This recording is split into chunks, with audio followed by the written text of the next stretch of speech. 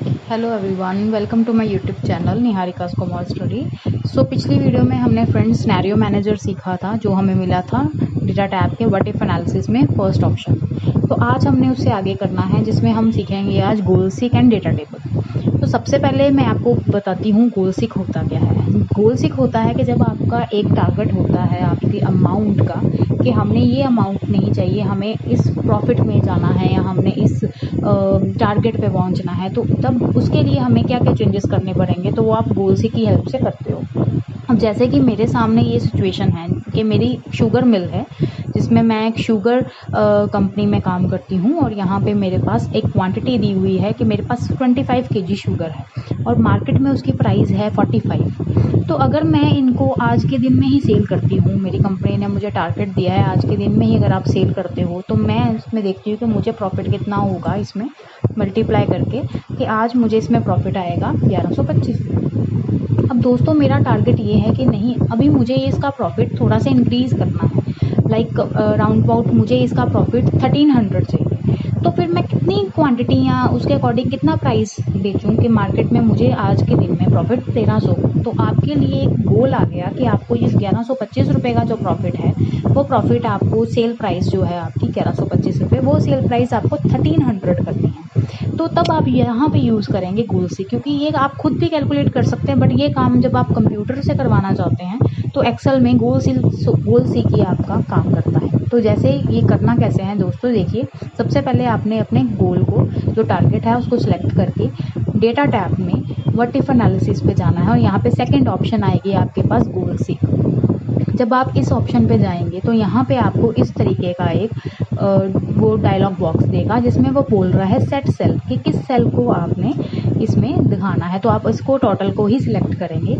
To value वो बोल रहा है कितनी वैल्यू में आपने दिखाना है इसको। तो मेरा टारगेट है कि मुझे 1300 ये चाहिए वैल्यू। बाय थर्ड वो पूछ रहा है बाय चेंजिंग सेल। तो आप किस सेल को चेंज कर सकते हैं, जैसे कि मेरे पास 25 केजी है क्वांटिटी, मैं इससे ज़्यादा इंक्रीज़ नहीं कर सकती इसको, तो मैं अब मेरे पास प्राइस ही बचता है इसको इंक्रीज़ करने के लिए। तो मैं यहाँ पे बाय चेंजिंग सेल में प्राइस को सिलेक्ट करूँगी और देन मैं करूँगी इसको ओके। तो जब मैं ओके करूँगी तो वहाँ पे देखिए उसने रिजल्ट दे दिया कि अगर आप अपना प्राइस 1300 चाहते हैं तो आपको प्राइस कितना बेचना पड़ेगा, 52।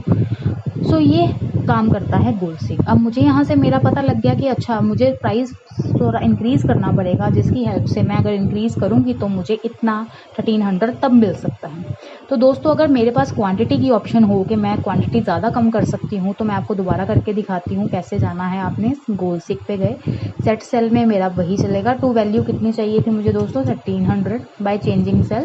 क्या मैं किसको चेंज करना चाहती हूँ, फॉर एग्जाम्पल मेरे पास क्वान्टिटी है, तो जैसे मैं मार्केट में प्राइस नहीं चेंज कर सकती, अब मैं क्वांटिटी चेंज करूँगी। तो क्वांटिटी पे मैं यहाँ पे क्लिक करूँगी। अब वो मुझे बताएगा कि आप फिर राउंड अबाउट 28-29 किलो बेचिए, तभी आपको प्राइस के अकॉर्डिंग आपको 1300 रुपया मिलेगा। तो ये हमारे को हेल्प करता है गोल सीक। तो आई होप कि आपको ये समझ लग गया हो। तो इसके बाद मैं आज आपको फिर एक और चीज़ समझाती हूँ कि यहाँ पे मैं अपना वही वाला टारगेट प्राइस रख लेती हूँ, और यहाँ पे मेरा पुराना ही आ गया।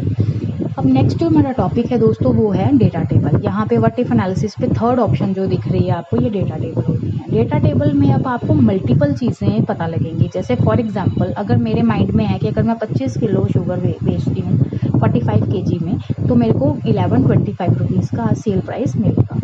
तो अगर मेरा माइंड ये कहता है कि अगर मैं 24 केजी बेचूं तो मुझे कितना प्राइस मिलेगा, या अगर मैं 25 किलो 46 केजी में बेचती हूँ तो कितना प्राइस मिलेगा, या मैं 20 किलो क्वांटिटी बेचूं अगर 40 रुपीज़ में तो कितना प्राइस मिलेगा। अब आपके माइंड में दोस्तों मल्टीपल पॉइंट्स चल रहे हैं। अब या तो आप ये कर सकते हो कि आप इंडिविजुअली बार बार सेल पे फॉर्मूला लगा के चेक कर सकते हो, बट अगर आपके पास टाइम नहीं है तो आप डेटा टेबल को यूज़ कर सकते हो कि आपके सामने ये मल्टीपल रिकॉर्ड सारे आ जाए। उसके लिए आपको क्या करना पड़ेगा दोस्तों, कि मैं आपके सामने स्क्रीन पे एक साइड पे अपना सारा क्वांटिटी लिख लेती हूँ। अगर जैसे मैं 20 किलो बेचूँ, अगर मैं 22 किलो सेल करती हूँ, अगर मैं 24 केजी सेल करती हूँ, या अगर मैं 25 केजी सेल करती हूँ, तो मुझे क्या प्राइस मिले। और अगर मैं क्वांटिटी कितनी हो मैंने सारी लिख ली। अब मैं प्राइस लिखूँगी कि अगर मैं यहाँ पे 45 kg बेच रही हूँ, 46 बेच रही हूँ, 47 बेच रही हूँ, 48 बेच रही हूँ, 49 बेच रही हूँ, और अगर मैं यहाँ पे 50 बेच रही हूँ तो यहाँ पे मुझे कितना प्राइस मिले। तो यहाँ पे दोस्तों क्या होता है कि आपको थोड़ा सा मैं स्क्रीन को कर लेती हूँ ताकि आपको नज़र आए। तो इसमें मेरे पास मल्टीपल प्राइस और मल्टीपल क्वांटिटी लिख ली है। अब मुझे यहाँ पे अपना फॉर्मूला कॉपी करना पड़ेगा जो मैंने ओरिजिनल टेबल पे बनाया था। तो वो कैसे कॉपी करते हैं, इज इक्वल टू आपने लिखना है, सिलेक्ट किया फॉर्मूला एंड एंटर। दोबारा देख लीजिए, इज इक्वल टू सिलेक्ट करना आपने ही और एंटर। तो अब आपके पास ये टेबल क्रिएट हो गया। तो अब दोस्तों अब आपने क्या करना है, आपके पास अगर जितनी क्वांटिटी है उतने ही आपके प्राइजेस होने चाहिए। तो जैसे कि मेरे पास ये टेबल क्रिएट हो गया, अब मैंने सिलेक्ट करना है।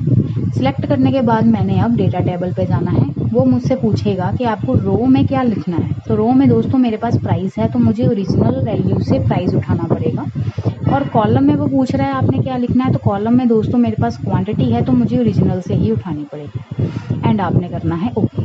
तो अब देखिए कि आपके पास सारा टेबल आपके सामने क्रिएट हो गया। अब आप डिफरेंट वेज से इसको चेक कर सकते हैं कि अगर मैंने यहाँ पे 25 किलो बेचनी है और 48 प्राइस में लगाती हूँ तो मुझे 1200 मिल सकता है। और अगर मैंने 22 किलो बेचनी है और मैं 46 में लगाती हूँ तो मुझे 1000 के राउंड अबाउट पैसे मिल सकते हैं। तो ये ऐसे टेबल्स आप क्रिएट कर सकते हैं with the help of data table. तो डेटा टेबल आपको हेल्प करता है कि जो आपकी माइंड में मल्टीपल सिचुएशंस चलती हैं वो मल्टीपल सिचुएशंस आपने एक ही साथ कैसे आप चेक कर सकते हो।